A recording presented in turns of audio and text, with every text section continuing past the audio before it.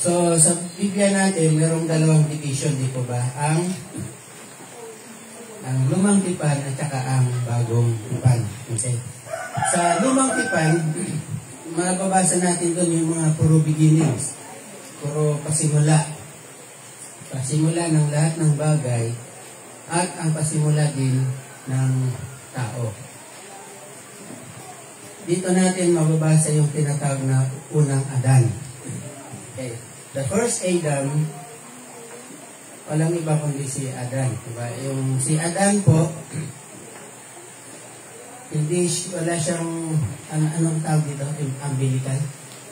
May pusot. For sure, wala siya. Bakit? Bakit sa tingin mo? Kasi hindi siya ipinanganak. Nilikha siya ng Diyos ayon sa kanyang promise. Nilikha siya na maayos, perfecto, at ang sabi nga ng Panginoon, it is good. Diba? Pero pagdating sa chapter 3 ng Genesis, ang unang tao ay nagkasala. Nakagawa ng nag-disobey dun sa simpleng utos ng Panginoon. Actually, hindi siya simple. Hindi siya simple. Yung command ng Panginoon na huwag kang kakain, di ba? Parang napakasimple lang na pakinggan. Pero pag ikaw na nandun sa sitwasyon na yun, alam ko mahirap. Yun na lang may sino yung nag-maintain sa inyo ng halimbawa sa sugar, ganyan. Hindi ba yung sabi ng doktor, bawal ka nito, bawal ka. Pero pag nakita mo, tikim lang naman po. Kaya mahirap talaga. Kaya kahit na simple lang na command, pero hindi siya ganun kadali naman na gawin. Pero ganun pa man, nagkasala si Adan, at dahil sa kasalanan ay pumasok ang kamatayan. Hindi lang sa kanila, kundi sa lahat ng tao. Okay? Sabi ni Paul sa Romans, For in one man's disobedience, sin entered the world. At yung kasalanan na yan ay nagdulot ng kamatayan sa lahat. So, lahat tayo ngayon ay mamamatay. Mamamatay physical at mamamatay spiritual. Ano ibig sabihin ng mamamatay spiritual? Kasi yung mamamatay physical, alam na natin yun. Kung hindi ka na humihinga. Okay? Pero yung mamamatay spiritual is yung nagkaroon ka ng separation. Kasi sa theological definition ng death, death means separation. Parang sa tao din, diba? Pag namatay yung isang tao, yun na yung point na naghihiwala yung kanyang kaluluwa at ang kanyang katawang lupa. Ang katawang lupa na to, yun yung nililibing hanggang sa bumalik sa alikabok. Pero, yung kaluluwa, hindi mo maililibing yan. Tatagos ka saan, yung spiritual. So, yung spiritual death is yung total separation ng Diyos at saka ng tao. Yun yung spiritual death. Yung wala nang chance para ma-restore. Pero sa ating panahon ngayon, pwede pang ma-restore. Kung paano yung bad news ay nahiwalay ang tao dahil sa kasalanan at yung kasalanan ay ang kabayaran niyan ay kamatayan, meron din naman good news. Siyempre, kung may bad news, may good news. At ano yung good news? Ang good news ay may dumating na ikalawang Adan. Sino yun? Hindi dalawang Adan. Ang unang Adan, si Adan mismo, di ba? Ang pangalawang Adan ay si Jesus Christ. Bakit Adan? Pangalawang Adan. Ulitin ko, si Adan, siya lang yung tao na walang umbilical cord. Kasi nilikha siya ng Diyos. Ang Panginoong Yesus naman, meron siya kasi ipapanganak siya ng isang babae. Ang kaibahan nila ni Adan, si Jesus Christ ay magpuconceive siya sa pamamagitan ng Holy Spirit, hindi ng tao. Ipapaliwanag natin yan. Although, diniscuss ko na ito nung sa last part ng Ruth, diba, sa chapter 4. Although, gagawin pa rin natin yan. So, ang Panginoon Jesus is the second Adan. Pero, kung yung unang Adan, ang dinulot niya ay nagdala siya ng kasalanan sa sangkatauhan, ang ikalawang Adan naman ay magbibigay ng buhay na walang hanggan. So, kamatayan na walang hanggan sa unang Adan, pero sa ikalawang Adan ay buhay na walang hanggan. Para sa lahat ng tao ba? Sabi sa John 3:16 ay para sa mga maniniwala at magtitiwala sa Kanya. Now, sa bagong tipan, at sinabi mong gospel, kasi yan yung gospel yung mabuting balita ay yung kapanganakan, yung buhay, yung kamatayan, at saka yung muling pagkabuhay ng ating Panginoon Hesus. Sa bagong tipan naman, mayroong 4 na gospels. Okay. Ang 4 na gospel na yan ay si Matthew, Mark, Luke, at saka John. 3 dyan ay tinatawag na synoptic. Synoptic kasi galing yan sa word na synonymous at saka synoptic. Optic is meaning yung sa viewing yan sa paningin, di ba? Yan galing yung mga optical. Kaya pag sinabi mong synoptic ay same viewing or pareho.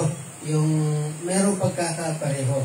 Pero although synoptic sila, yung Matthew, Mark, tsaka Luke, meron pa rin silang distinction sa isa't isa. Of course, yung John talagang ibang-iba siya. Yung Gospel of John. Dahil si Gospel of John, pinapakita ang Panginoong Hesus John sa kanyang pagka-Diyos. Pinapakita yung pagka-Diyos ng ating Panginoong Hesus. Sa Lucas, si Luke, pinapakilala niya ang Panginoong Hesus sa kanyang pagkatao, humanity ng Panginoon Hesus. Sa Mark naman, ang kanyang pagiging servant, na hindi lang siya pinanganak na maging hari ng sanlibutan, pero naglingkod din siya, naging servant din siya. Yun ang pinapakita ni Mark sa kanyang gospel.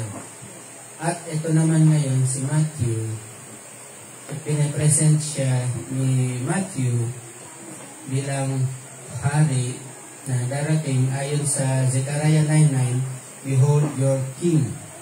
Yan, di ba sa kay Prophet Zechariah, sabi niya, "Behold your king." Yan, pinapakilala ni Matthew ang Panginoon Hesus bilang hari na darating, at hindi lang siya basta hari, ang Messiah din. Okay, bilang Messiah or tagapagligtas. Of course, ang sumulat ng Matthew ay si Matthew. Si Matthew ay isa sa mga alagad sa 12 na tinawag ng Panginoon Hesus. Pero bago siya naging alagad ng Panginoon Hesus, siya muna isang tax collector. Sabihin nyo, hindi magandang trabaho niya. Hindi po. Bakit? Kasi ang mga tax collectors noong panahon na yon, tinuturing sila ng mga traders, ng mga kumbaga sa Pilipino sila yung mga makapili ng panahon ng Hapon. Kung alam nyo yung makapili, June 12 na, siguro alam nyo yan. Independence, Okay, ang mga makapili ay Pilipino rin naman yan, na tinuturo nila kung sino yung mga gerelyang Pilipino na lumalaban sa Hapon. Yung mga hukbo laban sa Hapon. Okay, gano'n ang tingin nila sa mga tax collectors. At si Matthew, ang pangalan niya dati ay Levi. Hindi lang siya basta tax collector, kundi chief tax collector. Chief meaning hepe siya o head, supervisor o CEO ng mga tax collector. So, kung chief siya ng mga tax collectors, chief din siya ng mga sinners. Sinner sa paningin ng mga Hudyo. So, ang kanyang area na maniningil ng mga buwis ay sa Capernaum, sa bandang Galilee. At yun na nga, tinawag siya ng Panginoong Jesus bilang isa sa kanyang mga alagad. Now, nabanggit ko na, yung purpose ng Matthew ay isinulat primarily sa mga Hudyo. So, si Matthew, ang kanyang primary audience ay mga Jews. Kaya nga mapapansin nyo, ang dami niyang mga quotations from the Old Testament. So, sinulat niya ito upang para ipakilala si Jesus bilang ang darating na hari at Mesaya ayon sa kasulatan. Ayon sa kasulatan, kaya naman sa ating pagbabasa ng pag-aaral sa Matthew, sa aklat ng Matthew, sa Gospel ng Matthew, makikita natin na napakaraming quotations sa Old Testament. Ang dami niyang mga ikukot ng mga verses sa Old Testament. Verse 1, ito ay napakahabang mga listahan. Listahan ng mga pangalan. Kaya, mapansin mo, si Matthew, di ba pag tax collector, kumbaga sa atin yung accountant, systematic yung pag-record ng mga yan, hindi basta-basta, di ba? Yung mga, halimbawa si John, kahit hindi siya accountant, in a way ay nag-accounting yan sa tindahan, no? Systematic yung mga yan. Ito yung mga binili, ito yung cost ng mga prices. Magpo-costing ka eh. Para kung hindi ka magpo-costing, hindi mo alam kung magkano mo ibebenta yan per piece. Kaya magpo-costing ka, ito yung items, yung kanyang cost o yung presyo, and then yung kanyang retail price. In other words, naka-column. So yung pagkakasulat ng Matthew, naka-column din siya. Okay, naka-column into 5 discourses. Ang maunang discourse na ating ma-encounter dito ay sisimula sa Matthew chapter 5 hanggang chapter 5, 6, 7. Yung tinatawag niya Sermon on the Mount. Diskurso yan, diskurso. In other words, hindi siya narrative. Diskurso ng Panginoon Jesus ang nagtuturo. And then, 5 diskurso yan, kasama dyan yung Matthew chapter 13 na puro parables naman, puro talinhaga. Matthew chapter 28 na ganyan, nasa part na yon yung sa mga end times, yung Olivet Discourse na tinatawag. Pero from chapter 1, chapter 4, narrative yan. So kung i-imagine nyo, sa, let's say sa column pad, no? Unang column, narrative. Pangalawang column, first discourse. And then sa susunod na column, narrative na naman. And then sa pangatlong column, second discourse. Parang ganun. So naka-column.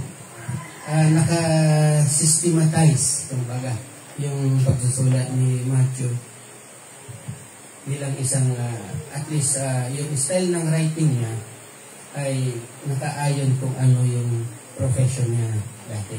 So ito ang talaan ng mga ninuno ni Jesus, ni Jesucristo, na mula sa angkan ni David, na mula naman sa lahi ni Abraham. Mula kay Abraham hanggang kay Haring David, ang mga ninuno ni Jesus ay sina Abraham, Isaac, Jacob, na ama ni Judah, at ang kanyang mga kapatid, si Judah na ama ni Fares at Zara kay Tamar, Fares, Esrom, Aram, Aminadab, Naason, Salmon, Boaz na anak ni Salmon kay Rehab, Obed na anak ni Boaz kay Ruth. May mga familiar ba kayong names na naalala? At Jesse na ama ni Haring David.